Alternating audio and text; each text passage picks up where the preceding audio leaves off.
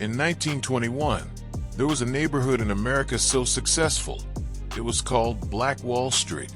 It was located in Tulsa, Oklahoma, in a district known as Greenwood.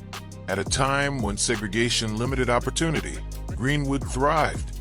Black-owned banks, black-owned businesses, doctors, lawyers, newspapers, theaters. For many African Americans, Greenwood was proof that prosperity was possible, even in a deeply divided nation. But in less than 24 hours, it would be destroyed. The spark came on May 30th, 1921. A young black man named Dick Rowland was accused of assaulting a white woman in an elevator. The accusation was never proven, but rumors spread quickly. Newspapers published inflammatory headlines. Tension filled the city. That night, a white mob gathered outside the Tulsa courthouse, demanding Rowland be handed over. Fearing a lynching, armed black veterans from Greenwood went to the courthouse to protect him. Many of them had just returned from World War I. They had fought for democracy abroad.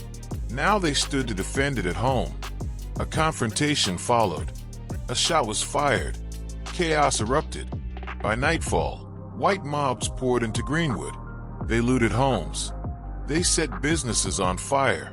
They attacked residents in the streets. As dawn broke on June 1st, the violence escalated. Airplanes flew overhead. Witnesses later testified that incendiary devices were dropped from the sky. This was one of the first times in American history that a civilian population was attacked from the air. By the time the violence ended, Greenwood was in ruins. More than 35 city blocks were destroyed. Over 1,200 homes burned to the ground. Thousands were left homeless.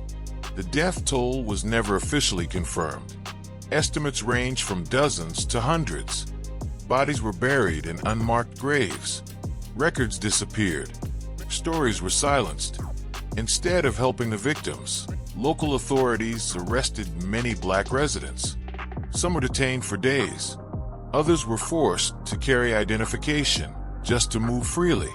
Insurance companies refused to pay claims, calling the destruction a riot instead of a massacre.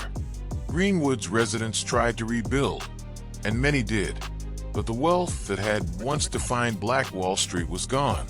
For decades, the Tulsa Race Massacre was barely mentioned in history books. Schools didn't teach it. Cities didn't acknowledge it. Survivors were told to stay quiet. It wasn't until nearly a century later that America began to confront what happened. Mass graves were searched for. Survivors testified. The nation finally listened. The Tulsa Race Massacre is not just a story of destruction. It is a story of erased history. It shows how fear, lies, and unchecked violence can wipe out generations of progress in a single day. And it forces a difficult question. What other stories were never told? This was not ancient history. This happened in modern America. And remembering it is not about blame. It is about truth. Because a nation that forgets its past is destined to repeat it. This is Untold USA History.